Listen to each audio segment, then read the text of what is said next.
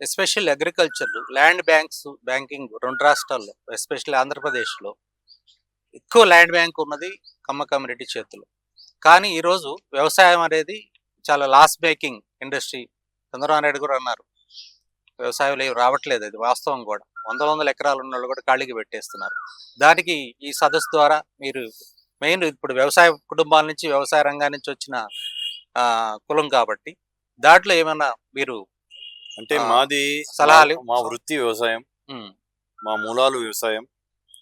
ఎక్కడైతే నీళ్లు ఉంటాయో, ఎక్కడైతే నీరున్న చోట కమ్మవాళ్ళు కూడా, నీరుతో పాటు కమ్మవారు కూడా వ్యాపించారు భారతదేశం మొత్తం, వ్యవసాయం కుటుంబాలు కాబట్టి. ఉమ్, ఆ తర్వాత విద్యాబుద్ధులు నేర్పించుకున్నారు. తర్వాత వెళ్ళి ఇప్పుడు అమెరికాలకి, ఆస్ట్రేలియా, వివిధ దేశాలకు వెళ్ళిపోయారు, అక్కడ సంపాదిస్తున్నారు.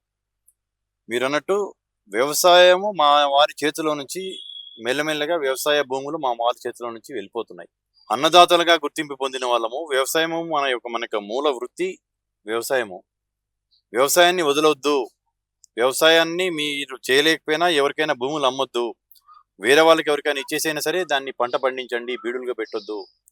ఎప్పుడైతే భూములు చేతిలో ఉంటాయో తర్వాత దానివల్ల మన యొక్క సామాజిక వర్గం అభివృద్ధిలోకి చెందుతుంది. ఫ్యూచర్ లో టెక్నాలజీ కూడా మారుతుంది. కమర్షియల్ క్రాప్స్ చేసుకోవచ్చు. వ్యవసాయం కూడా ఈ రోజుల్లో చాలా మంది సాఫ్ట్వేర్ ఎంప్లాయీస్, బాగా ఉన్నత చదువులు చదువుకొని మంచి మంచి లక్షల్లో జీతాలు తీసుకుంటున్న పనిచేస్తున్న వాళ్ళు కూడా ఆర్గానిక్ మళ్ళీ వచ్చేసి వ్యవసాయ రంగం వైపు మళ్ళీ వాళ్ళు వెళ్ళి పొలాల్లో పనిచేసుకుంటూ, మీరు అన్నట్టు ఆర్గానిక్ వ్యవసాయం చేసుకుంటూ మంచి మంచి దిగుబడులు సాధిస్తూ, అవునండి, వారి వ్యాపారాల్లో, ఉద్యోగాల కంటే కూడా వ్యవసాయంలో ఎక్కువ సంపాదిస్తున్నారు. అనేది వ్యవసాయం అనేది నష్టదాయకం కాదు, లాభదాయకంగా మనం మలచొచ్చు.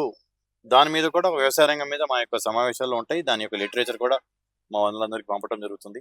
కొంతమంది మేధావులు ఒకటి విమర్శిస్తున్నారండి, ఈ పనికి ఆహార పథకం, ఈ ఫ్రీ స్కీమ్స్ అనేవి వ్యవసాయాన్ని దెబ్బతీస్తున్నాయి.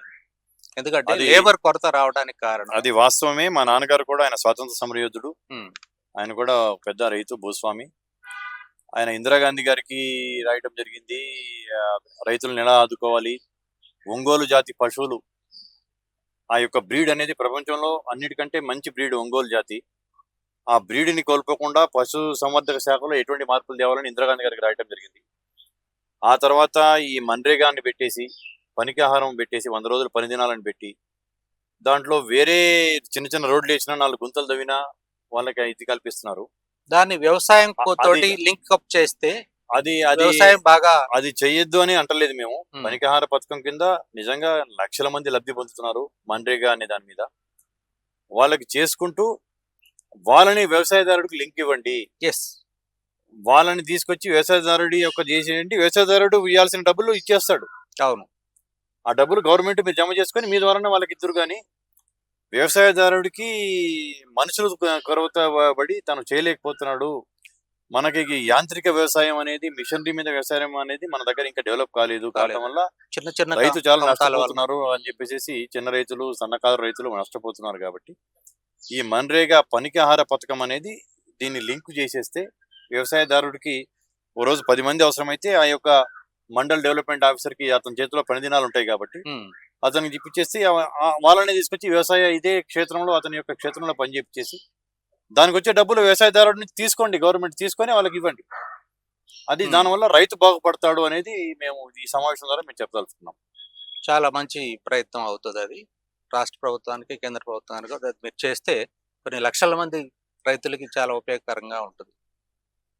సో నెక్స్ట్ మీ